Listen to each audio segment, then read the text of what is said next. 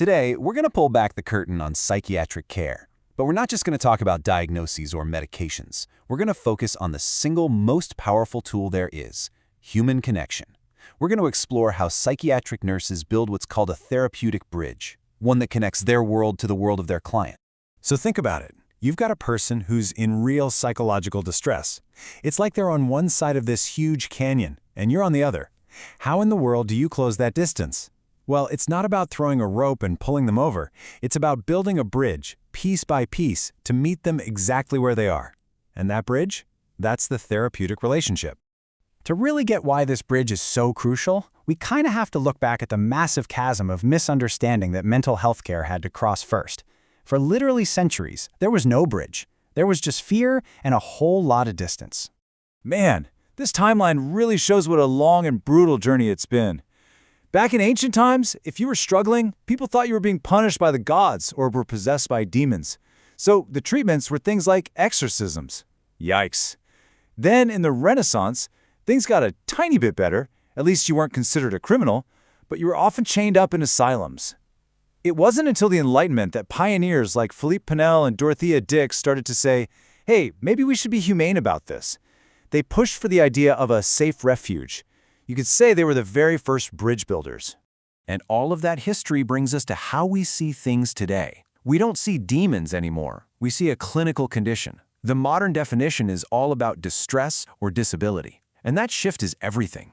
We've moved from blaming a person to trying to help with their suffering. That compassion, that's the rock-solid ground you need to even start building a therapeutic bridge. So, how does a nurse actually start building this thing? Well, it's not with concrete and steel cables. It's with something way more personal. The very first, most important part of the foundation is the nurse's own self-awareness.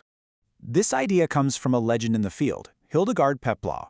She called it the therapeutic use of self. And what it means is that the nurse is the instrument. Their own personality, their ability to be present, how they connect with someone, that is the main tool. You can't build a sturdy bridge to someone else if you don't know the ground you're standing on yourself. And a really cool tool for building that self-awareness is something called Johari's window. It's a way to map out what you know about yourself versus what other people see in you. You see that first quadrant, the arena? That's the open, public part of you. The goal for a nurse is to make that arena as big as possible by shining a light on their blind spots and understanding their own hidden biases. That way, the bridge they build is for the client, not for themselves. Okay, so with that solid foundation of self-awareness in place, the nurse can start laying down the actual framework of the bridge. And that framework, it's built entirely out of communication. The right words build connection. The wrong ones, well, they can make that chasm even wider. Let's look at a few examples. Here's a common trap: giving advice. Saying, "I think you should," immediately puts you in a position of authority and can feel really judgmental. But the therapeutic approach is just offering self. A simple phrase like, "I will sit with you a while," doesn't try to fix anything. It just offers pure, unconditional presence.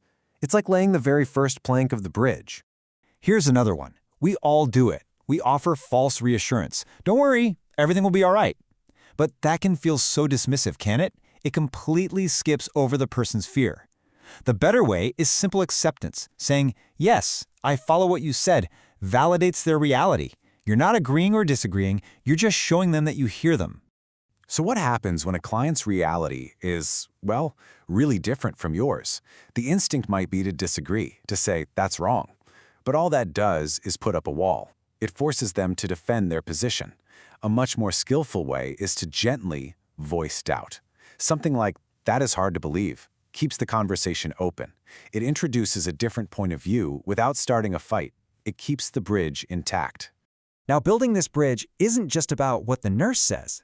It's about being able to understand the terrain on the other side of that chasm.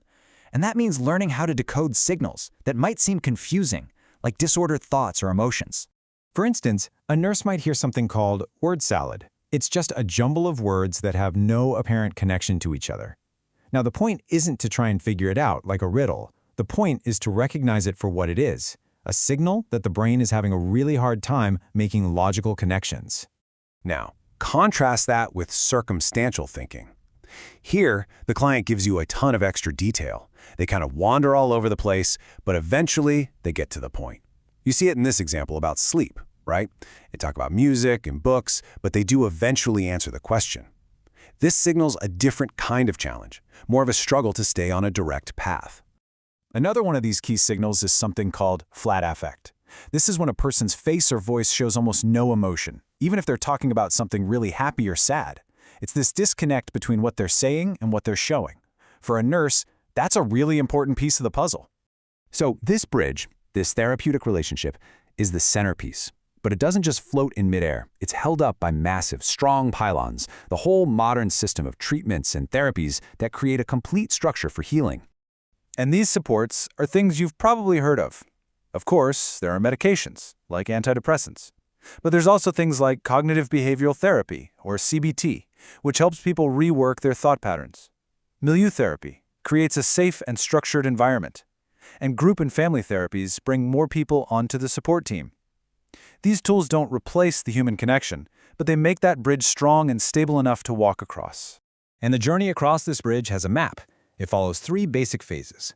First, there's the orientation phase. This is where the nurse and client meet, start to build trust, and set the ground rules. Then you get to the working phase. This is the heart of it, where problems are identified and new coping skills are learned. And finally, there's the termination phase. It sounds a bit harsh, but it's actually a positive thing. It's when the client has met their goals and the relationship ends, giving everyone a sense of closure. When you boil it all down, the heart of psychiatric care is this incredibly human process. It's about one person building a bridge of trust to another through thoughtful, self-aware, and compassionate communication. Which leaves us with a pretty big question, doesn't it? If this kind of intentional connection can heal some of the deepest wounds in a clinical setting, where in our own lives can we use these same tools to build better, stronger bridges with the people we care about?